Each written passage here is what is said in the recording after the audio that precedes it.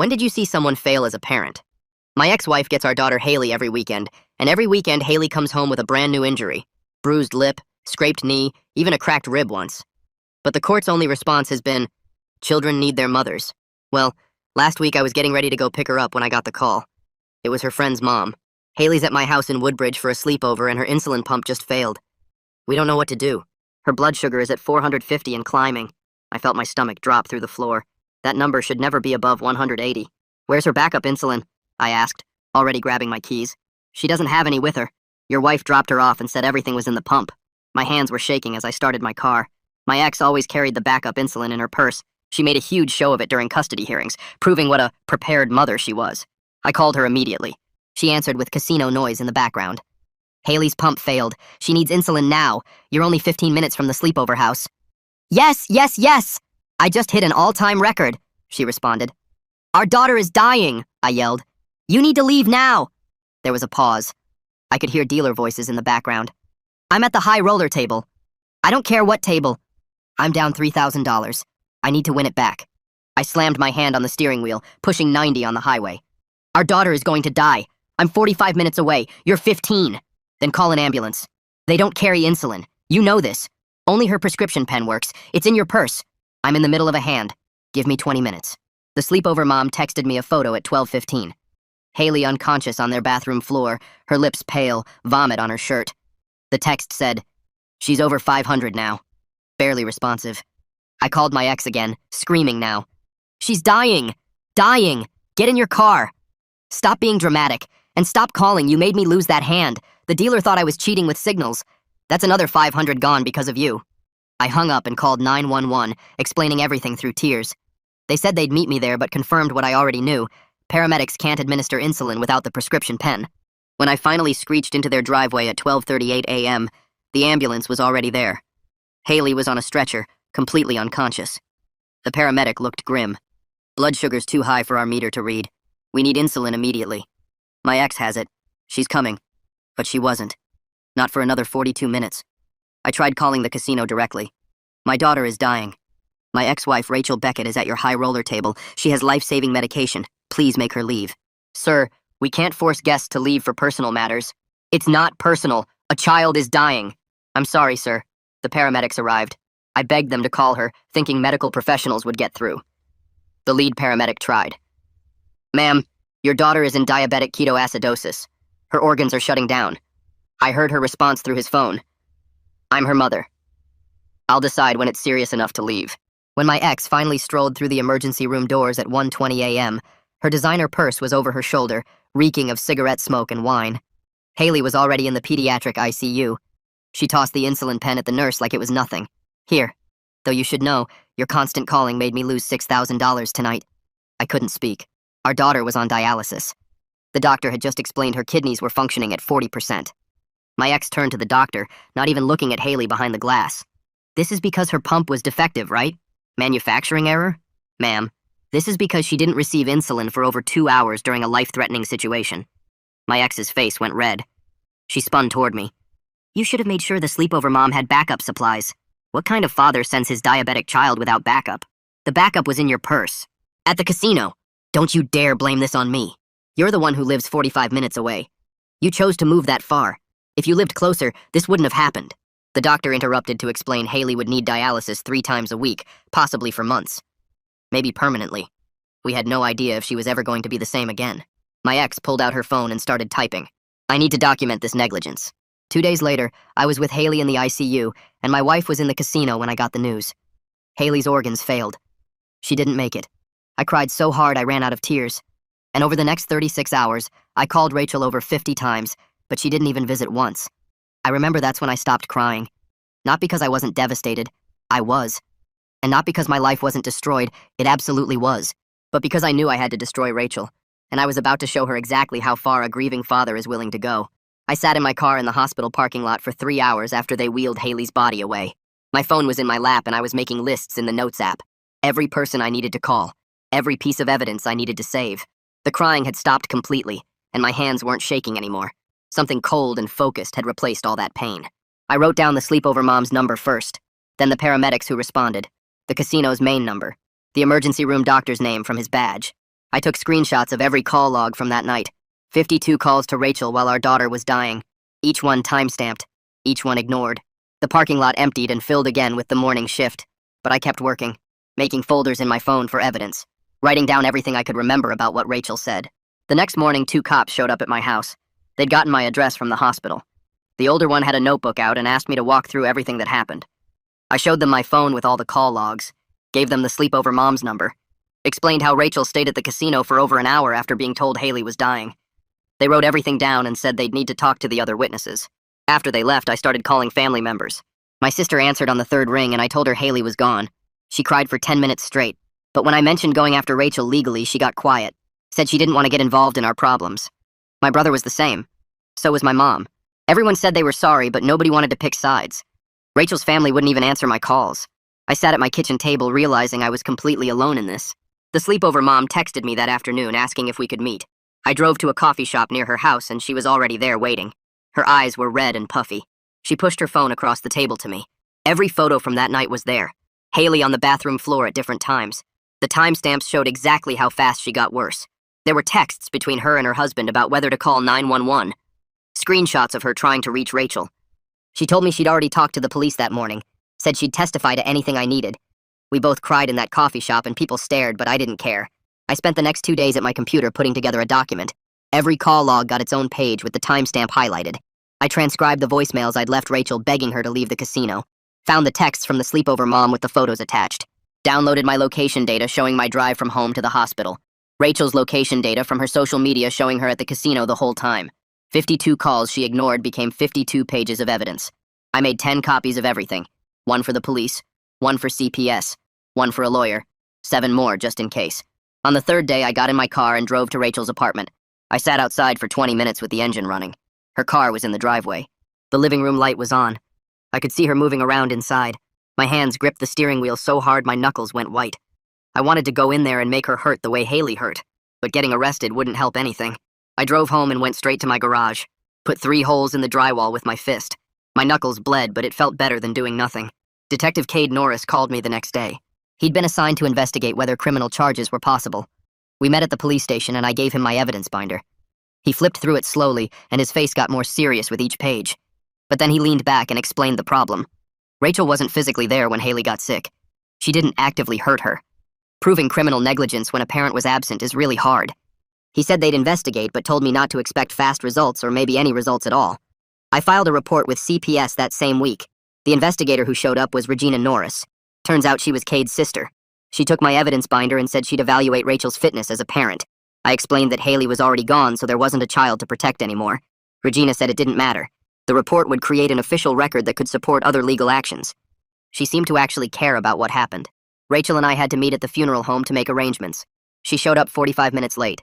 The funeral director was already showing me casket options when she walked in. She took one look at the prices and started yelling about wasting money. Said we should just do cremation with no service. I wanted a proper funeral for our daughter.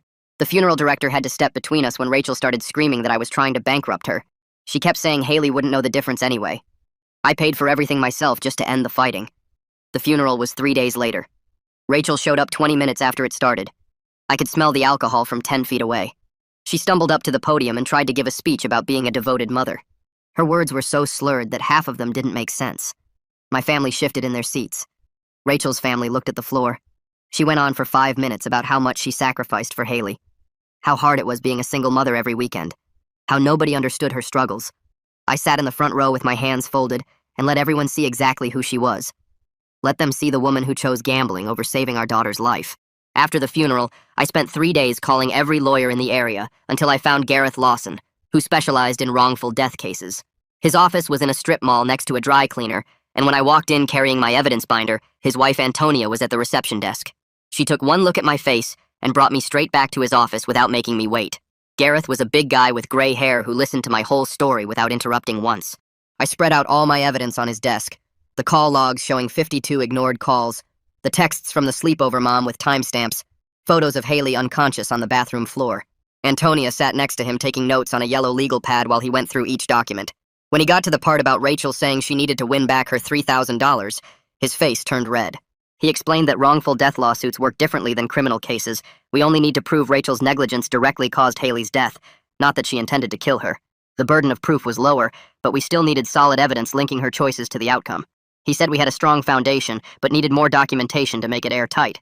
That night, I stayed up until 4 in the morning on my laptop researching the casino's policies online. Their website had pages about responsible gaming and self-exclusion programs, but nothing about emergency situations.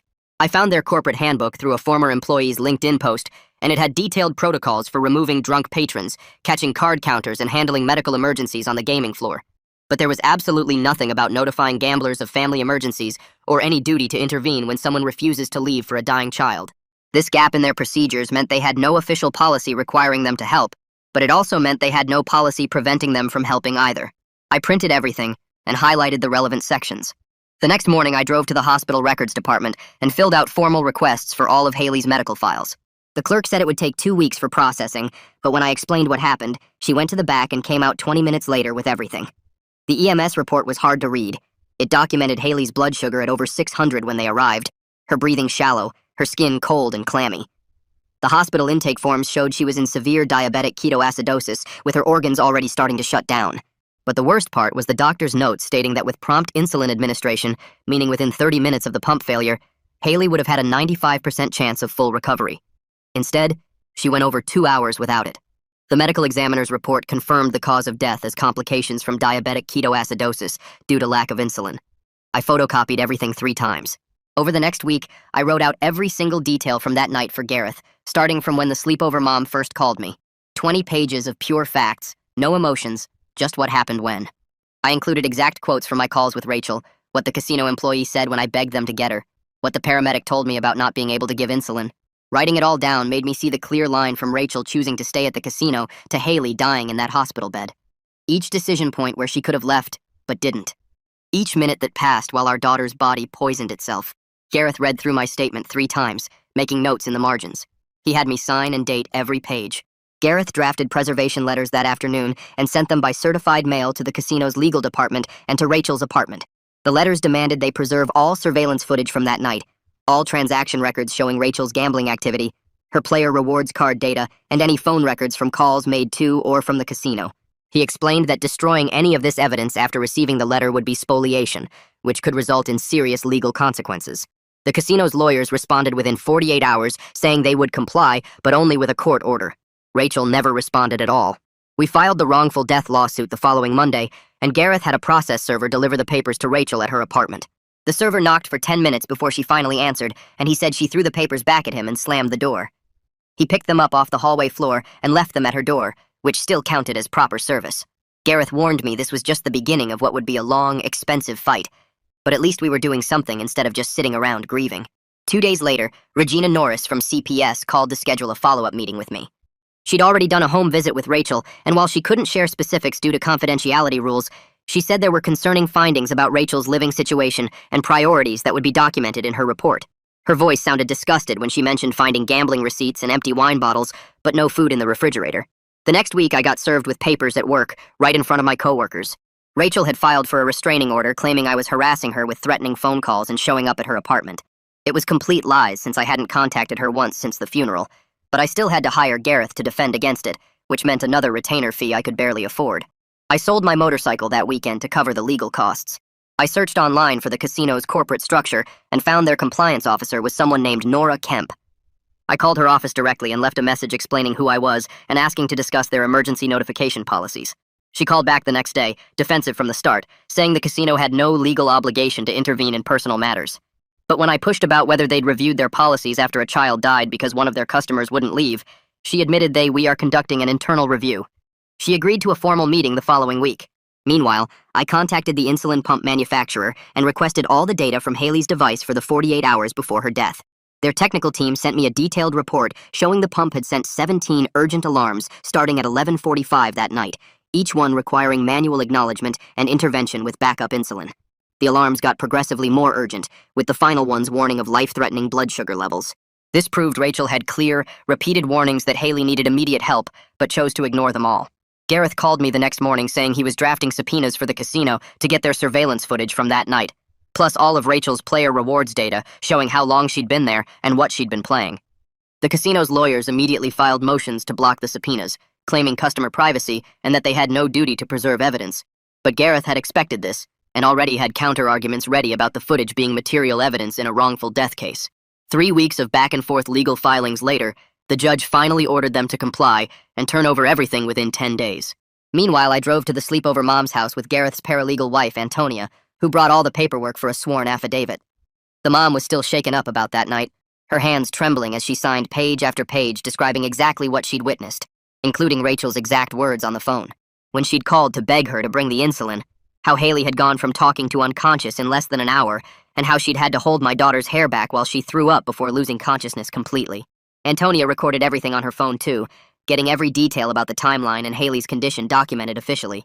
That same week, I discovered Rachel had started posting on Facebook about Haley's death, twisting everything to make herself the victim. She wrote long posts about how I should have lived closer to be a responsible father, how I should have made sure the sleepover family had backup supplies, how the insulin pump company was really to blame for the malfunction. Some of our mutual friends were actually buying her lies and commenting with sympathy for her, while others who knew the truth stayed silent because they didn't want to get involved in the drama. I screenshot every single post before she could delete them, adding them to my evidence folder. District Attorney Damon Hunt called me in for a meeting about potential criminal charges, and I brought all my documentation hoping he'd arrest Rachel immediately. He spent 2 hours reviewing everything, but then explained that criminal negligence resulting in death had an extremely high burden of proof, that they'd have to prove beyond reasonable doubt that Rachel knew her actions would likely result in death and chose to do them anyway. He said they were opening an investigation, but it could take months before they decided whether to file charges, and even then, conviction rates for these cases were low. I left his office feeling defeated, but he promised they were taking it seriously and would be thorough. My first therapy appointment with Henrietta Carlson was 2 days later, and I spent most of the hour describing in detail all the ways I fantasized about making Rachel suffer for what she'd done. I told her about driving past her apartment at night, about researching things online I shouldn't have been researching, about the pure rage that consumed me every waking moment. She didn't judge me, but helped me see that going down that path would only destroy my life further and wouldn't bring Haley back. We made a concrete plan with clear boundaries where I promised myself I would only seek justice through legal channels, no matter how much I wanted to take matters into my own hands. The legal bills were piling up faster than I expected, with Gareth's retainer already used up and new bills coming for every filing, every hour of research, every meeting. I sold my motorcycle first, then my good tools from the garage, then some furniture I didn't really need, and finally my father's watch that I'd planned to give Haley when she turned 18.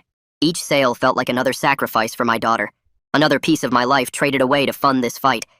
But I needed every dollar to keep the legal pressure on Rachel. In my next session, Henrietta helped me write out a victim impact statement that clearly stated my goals without the raw anger that had been consuming me. We worked on articulating what I actually wanted, which was getting the truth on official record, holding Rachel legally accountable for her choices, and creating changes that might prevent another child from dying the same way.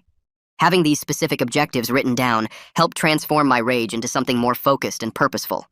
Nora from the casino called to schedule a virtual meeting about their policies, and Gareth spent hours preparing me with questions about their duty of care when customers are notified about emergencies involving children. We researched similar cases, found precedents about businesses having moral if not legal obligations to assist in emergencies, and prepared documentation showing how their refusal to intervene contributed to Haley's death.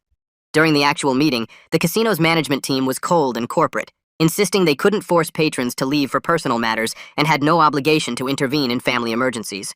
They kept repeating that their security couldn't physically remove a customer who wasn't breaking casino rules, that doing so would open them to lawsuits, that they had no way to verify if phone calls about emergencies were real or not. Their complete lack of humanity made me even more determined to find ways to hold them accountable. After that meeting, I spent 3 days writing a detailed complaint to the Gaming Commission about the casino's failure to have any emergency intervention protocols, including transcripts from my calls that night begging them to help save my daughter's life. The investigator assigned to my case, Julio De Leon, actually seemed to care when we talked on the phone, asking detailed questions and saying this was exactly the kind of thing the Gaming Commission should address to protect public welfare. He opened a formal investigation into their practices and said they'd be reviewing whether casinos should be required to have protocols for patron notification during medical emergencies involving minors. 2 weeks after that call with Julio, I came home from work to find a thick envelope from CPS waiting in my mailbox. My hands shook as I opened it right there on my front porch, scanning past all the formal language until I found what mattered. Regina Norris had completed her investigation and officially substantiated medical neglect against Rachel. The letter laid out in cold, bureaucratic terms how Rachel's refusal to leave the casino while possessing life-saving medication constituted child neglect under state law. I read it 3 times before going inside, then immediately scanned it and sent copies to Gareth and Antonia. This wasn't criminal charges. Regina had been clear about that from the start, But having an official government agency confirm that Rachel's actions killed our daughter felt like the first real victory in months. I put the original in my filing cabinet with all the other evidence, another piece of ammunition for the civil case. The next morning, Gareth called me into his office where he had a stack of papers spread across his conference table. The phone records from Rachel's carrier had finally come through after weeks of legal back and forth, and they painted a damning picture. The location data showed Rachel arriving at the casino at 8:47 p.m. and not leaving until 1:08 a.m., well after Haley was already dying in the ICU. The call logs showed every one of my 52 calls going unanswered, each one lasting only seconds before being declined. Gareth pointed to specific timestamps showing Rachel actively rejecting calls while making bets, the casino's transaction records lining up perfectly with the declined calls. We spent 3 hours creating a timeline chart that showed exactly where Rachel was and what she was doing while our daughter's organs were shutting down. Antonia took photos of everything and started organizing it into the master file, while Gareth explained how we'd use this in depositions. I thought things were moving in the right direction until the process server showed up at my door 4 days later. Rachel was countersuing me for emotional distress, defamation, and harassment, seeking damages of $200,000. Her attorney, Edward Doyle, had crafted a narrative painting me as a vindictive ex-husband using our daughter's death to destroy Rachel's life out of spite. The lawsuit claimed I'd orchestrated a campaign of harassment through CPS, the Gaming Commission, and social media to ruin her reputation and mental health. I drove straight to Gareth's office with the papers, my knuckles white on the steering wheel. He read through them quickly, shaking his head at some of the more ridiculous claims, then assured me this was a common defensive tactic. We'd have to respond formally, which meant more legal fees I could barely afford, but he said judges usually saw through these revenge lawsuits. The hearing about Rachel's countersuit came 2 weeks later in a small courtroom downtown. Edward Doyle stood up and spent 20 minutes describing how I'd turned our daughter's tragic death from a medical equipment failure into a weapon against his client. He claimed I'd made Rachel's life unbearable with constant legal attacks and public shaming. The judge listened without expression, then asked Gareth for our response. Gareth calmly presented the CPS finding, the phone records, and the timeline of events, explaining that every legal action I'd taken was a legitimate response to documented neglect. After an hour of arguments, the judge made her ruling. She dismissed most of Rachel's counterclaims, but ordered that all communication between us had to go through our attorneys from now on. No direct contact by phone, email, text, or in person, with violations punishable by contempt of court. Part of me was frustrated since Rachel could use this to avoid accountability, but another part was relieved since it removed the temptation to confront her directly.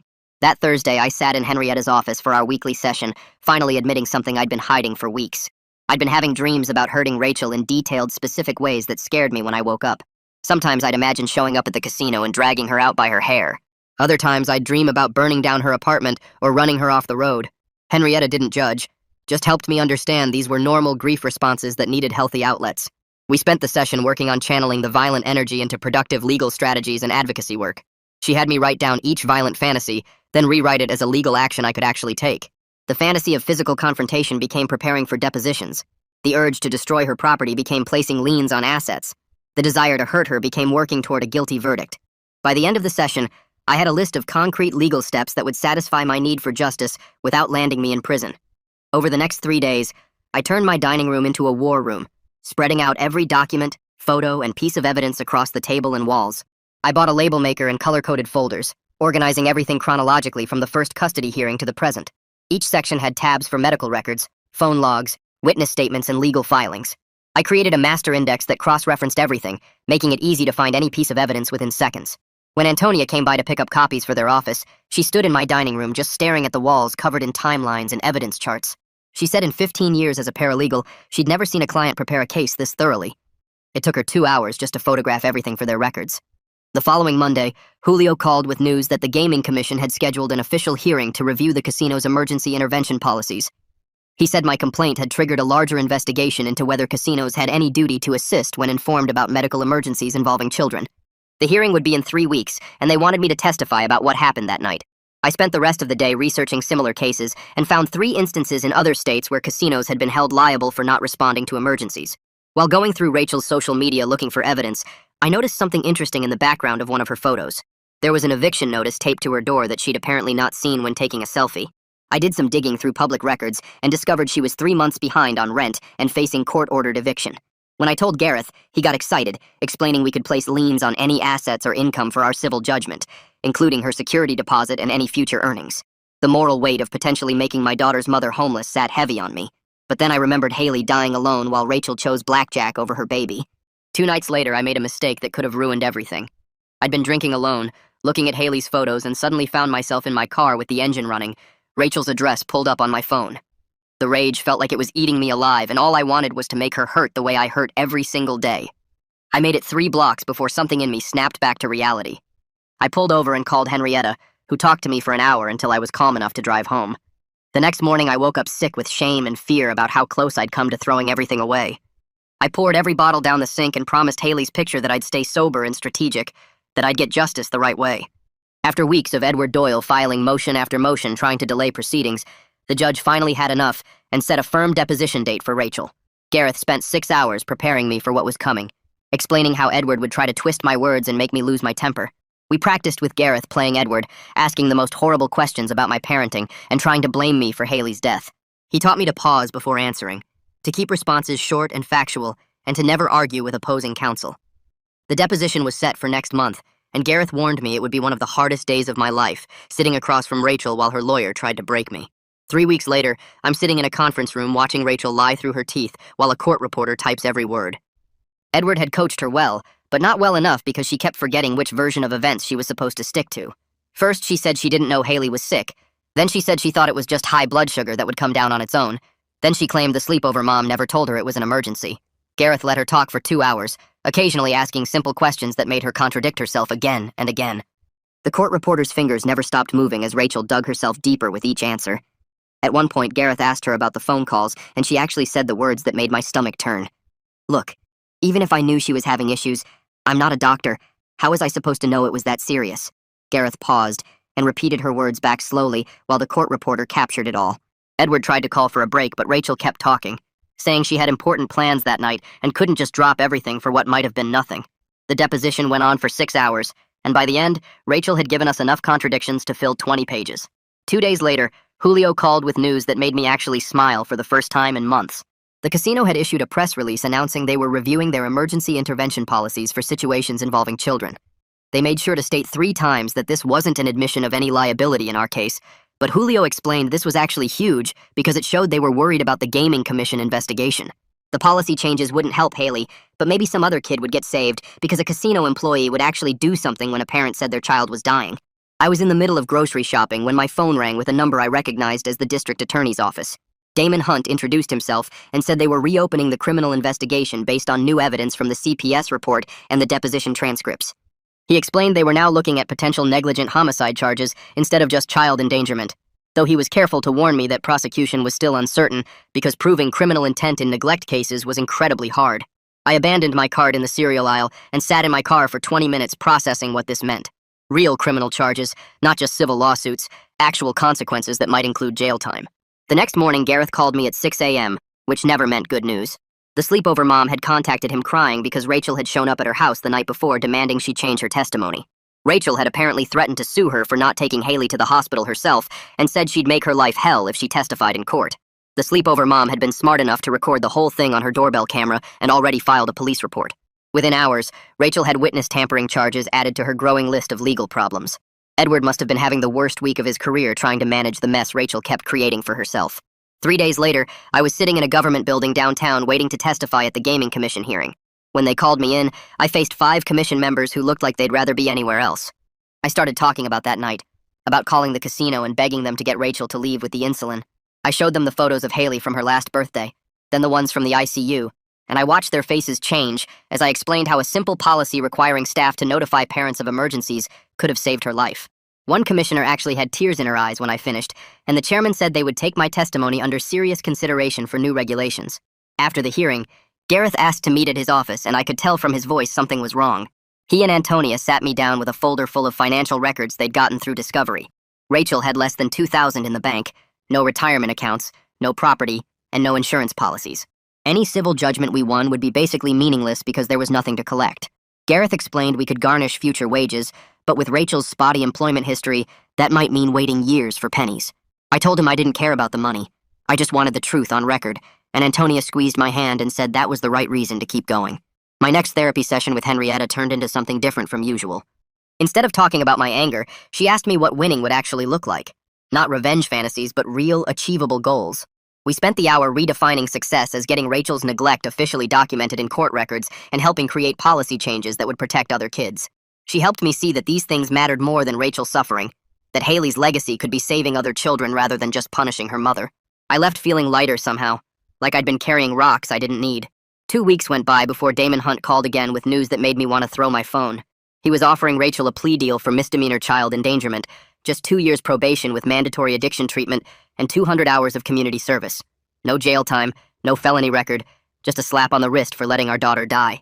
Gareth had to talk me down, explaining that if Rachel took the deal, she'd be admitting guilt, which we could use as evidence in the civil trial. It was chess, not checkers, and we needed to think 3 moves ahead. Gareth and Antonia spent a whole afternoon at their conference table with law books and laptops everywhere, working out exactly how to use Rachel's criminal plea as ammunition in our civil case. They explained that once she admitted to child endangerment in criminal court, she couldn't deny liability in civil court. It was called collateral estoppel or something like that, basically meaning she'd be forced to admit wrongdoing. We could use her guilty plea to essentially guarantee a verdict in our favor, turning her attempt to avoid serious criminal charges into a confession we could use to get justice for Haley. The strategy felt smart but also exhausting because everything took so much planning and patience when all I wanted was for someone to just acknowledge that Rachel killed our daughter. 2 months after filing the lawsuit, we finally sat down for settlement negotiations with Rachel and Edward in a mediator's office downtown. The mediator tried for 4 hours to get Rachel to accept any responsibility at all, but she kept insisting she was the real victim here. She actually said those words while sitting across from the father of the child she let die. Edward kept trying to redirect the conversation to settlement amounts, but Rachel would interrupt to explain how none of this was her fault. The mediator finally called it hopeless and ended the session. We were going to trial, which meant I'd have to sit on a witness stand and relive the worst night of my life in front of strangers, but at least the truth would finally be told in court where it mattered. 3 weeks later, I drove to the cemetery alone for the first time since the funeral. The grass over Haley's plot was still patchy and new, and I knelt down beside the small headstone we'd picked out together before everything went bad. I traced her name with my finger and told her I'd get justice, but I wouldn't destroy myself doing it. The anger that had been burning in my chest for months felt different there, less like fire and more like cold determination. I stayed until the sun started setting, then drove home and called Henrietta to schedule extra sessions because I needed help staying focused on legal channels instead of the dark thoughts that kept creeping in. 2 months passed before the civil trial finally started, and that first morning I sat behind Gareth watching the jury file in, 12 strangers who would decide if Rachel was responsible for killing our daughter. The paramedic who'd responded to the sleepover house took the stand first, describing Haley's condition when they arrived, how her blood sugar was too high for their equipment to read, how they'd begged Rachel to bring the insulin. His voice cracked when he described watching Haley slip deeper into unconsciousness while we waited for her mother to leave the casino. The ICU doctor testified next, explaining in simple terms how diabetic ketoacidosis works, how Haley's organs shut down one by one during those 2 hours without insulin. She showed the jury charts and timelines proving that if Rachel had brought the insulin within 30 minutes, Haley would have survived with minimal complications. Edward tried to object to everything, but the judge let most of it through, and I watched the jury taking notes, their faces getting more serious with each piece of evidence. On day 2, Edward brought in his own expert who tried to blame the insulin pump manufacturer, saying the device failed without proper warning. But Gareth had prepared for this, and our medical expert walked the jury through the pump's data logs, showing it had sent 17 alerts over 40 minutes before failing completely. The expert explained how the alerts specifically instructed users to switch to backup insulin immediately, and I saw several jurors nodding when he said any responsible caregiver would have had backup supplies ready. Rachel took the stand on day 3, and watching her try to cry without tears, while claiming she thought the sleepover mom was exaggerating, made my hands shake with rage. She actually said she'd planned to leave the casino after finishing her hand, but then I'd called and distracted her, causing her to lose money, which made her stay longer to win it back. One juror actually gasped when Rachel said that, and another shook her head in disgust. The jury went to deliberate after closing arguments, and those 4 hours of waiting felt longer than the entire trial. When they came back, the foreman stood up and read that they found Rachel liable for wrongful death, awarding $75,000 in damages. It wasn't about the money since Gareth had already explained Rachel had no assets to collect, but hearing 12 people officially say Rachel killed Haley through negligence meant everything. Rachel's face went white when she heard the verdict, and she started screaming that it wasn't fair, that I'd turned everyone against her. The judge had to threaten her with contempt before she finally shut up and stormed out with Edward trailing behind. A week later, Damon called to say Rachel had accepted the plea deal for misdemeanor child endangerment, 2 years probation, mandatory addiction counseling 3 times a week, and 200 hours of community service at a children's hospital. I wanted to scream that it wasn't enough, that she should be in prison. But Gareth reminded me that her guilty plea was now part of the permanent record. 3 months into her probation, the Gaming Commission finally held their hearing about the casino's policies. I testified again, explaining how they'd refused to intervene even when told a child was dying, and Julio presented evidence showing this wasn't the first time they'd ignored emergency situations for high-rolling customers. The commission issued a formal censure and mandated that all casinos in the state implement new emergency intervention protocols within 90 days. Knowing that other kids might be saved because of what happened to Haley gave me the first real sense of purpose I'd felt since her death. Rachel filed for bankruptcy 2 weeks after the commission ruling, which Gareth said was expected since she owed money everywhere and had no income. The bankruptcy court discharged most of her debts but couldn't touch the wrongful death judgment, not that it mattered since she had nothing to collect anyway. Then 4 months into her probation, I got a call from Damon saying Rachel had been arrested at a casino 40 miles away. She'd driven there thinking she was outside her probation officer's jurisdiction, but casino security recognized her from alerts sent to all regional casinos. The judge gave her 30 days in county jail for the violation and extended her probation by a year. I went to the courthouse to watch them take her away in handcuffs, expecting to feel satisfaction. But mostly I just felt tired. The burning need for revenge that had kept me going for almost a year was fading into something else. Not forgiveness, but maybe acceptance that Rachel's life was already destroyed. She'd lost her daughter, her freedom, any chance at a normal life, and while none of it brought Haley back, the truth was officially documented in court records forever. I started seeing Henrietta twice a week to work on building routines that didn't revolve around destroying Rachel. We made specific plans for handling difficult days like Haley's birthday and the anniversary of her death, and she helped me return to work part-time at first, then gradually increase my hours. I started going to the gym in the mornings before work because the physical exhaustion helped quiet the constant replay of that night in my head. The grief didn't get smaller, but I learned to build my life around it, creating space for both the pain and the possibility of moving forward without Haley, but with her memory guiding me towards something better than revenge. The sleepover mom called me 3 weeks later asking if I wanted to grab coffee, and I met her at a small place near the courthouse where we sat for 2 hours talking about that night and about Haley's love for her daughter's friendship. She started texting me every Thursday to meet up, and we'd sit at the same corner table sharing stories about Haley without lawyers or depositions or court reporters taking notes. She told me things I never knew, like how Haley would braid her daughter's hair during sleepovers and teach her card games I'd taught Haley when she was 5. One morning she brought a box of photos from various sleepovers, and I saw my daughter laughing and playing dress-up and being a normal kid in ways I hadn't seen since the divorce started. We became real friends over those coffee meetings, 2 people connected by tragedy who understood each other without having to explain the weight we carried. A month later, I stood in front of 15 parents at the diabetes support group meeting in the basement of the community center, my hands shaking as I explained what happened to Haley and how multiple backup plans could have saved her. I showed them the timeline I'd created, pointing out every moment where a different preparation could have changed everything, and several parents took photos of my checklist for emergency supplies. After the meeting, a woman named Kyla approached me with tears in her eyes, explaining she'd lost her son to a different medical crisis, but understood the specific pain of preventable death. We exchanged numbers and started meeting for lunch every couple weeks, and she became someone who got it when I said I was having a bad day without needing details. She taught me breathing exercises for when the anger came back, and I helped her organize her son's memorial fundraiser, 2 broken parents helping each other function. I packaged up all of Haley's medical records and the case documents and sent them to the insulin pump manufacturer with a detailed letter about what went wrong. 3 weeks later, their medical director called me personally to discuss the case, and we spent 90 minutes going through every detail of that night. They flew me out to their headquarters where I presented Haley's story to their entire safety team, showing them the photos from that night and explaining how their emergency protocols failed. 6 months later, they sent me their updated caregiver education materials with new sections on backup preparedness and emergency response plans, and seeing "developed in memory of Haley" in small print at the bottom made me cry for the first time in weeks. The diabetes support group decided to create a scholarship fund after hearing Haley's story, and we started with a goal of raising enough to help 5 families afford backup supplies. I set up the donation page and shared it on social media, and within 3 days, we'd raised $2,000 from people who'd never even met Haley, but understood the fear of not affording medical supplies. By the end of the first month, we'd raised over $5,000, enough to provide emergency kits to 23 families who came to the community center for help. Every kit we gave out had a small card with Haley's picture that said, "Stay prepared, stay safe," and watching parents read it and hug their kids tighter gave me purpose I hadn't felt since she died. The official letter from Damon arrived on a Tuesday morning, stating all criminal proceedings were complete and the case was officially closed. I sat on my couch reading it 3 times, then went to my bedroom and slept for 14 hours straight, the exhaustion I'd been fighting for almost a year finally catching up. When I woke up the next afternoon, I felt different. Not better exactly, but less wound up, like a spring that had finally been allowed to relax. That night I slept 8 hours without waking up once. No nightmares about that bathroom floor, no replaying phone calls, just deep, empty sleep that my body desperately needed. 3 days later, I was picking up groceries when I turned into the cereal aisle and saw Rachel standing there holding a box of Haley's favorite brand. She looked smaller somehow, her designer clothes replaced with sweatpants and an old t-shirt, her face hollow and tired. She saw me and started walking toward me with her mouth opening to speak, but I just turned my cart around and walked to the next aisle without saying anything. My hands weren't shaking and my heart wasn't racing. I just didn't have anything to say to her anymore, and that self-control felt like the biggest victory I'd had in this whole process.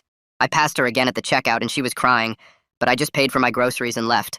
No anger, no satisfaction, just done. I started writing everything down 2 weeks after that grocery store encounter, typing out the whole story from the beginning on my laptop late at night when I couldn't sleep. Getting it all out helped me see the path from that first phone call to where I was now, from pure rage to something more useful.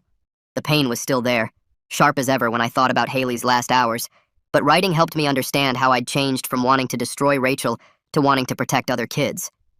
Each page I wrote felt like organizing the chaos in my head into something that made sense, and maybe something that could help other parents going through similar hell. This morning I loaded my car with 30 emergency supply packages I'd assembled using some of the scholarship money, each one containing glucose tablets, glucagon kits, and laminated instruction cards for diabetes emergencies. I drove to 5 different community centers around the city, delivering 6 packages to each one with instructions to keep them accessible for any child who needed them. Every package had a bright orange label that said, "In memory of Haley, be prepared," with the emergency hotline number and basic instructions for recognizing diabetic crisis. The last delivery was to the community center where Haley used to take art classes, and the director remembered her and cried when I explained what I was doing. This quiet work of preventing other tragedies felt more meaningful than any revenge I'd imagined in those early dark days, and I knew Haley would be proud of her dad for choosing to help instead of hurt. Well, that's gonna do it for me today. Appreciate you hanging out and questioning things right along with me. Always feels like a real journey when we share it together. Subscribe for more content like this.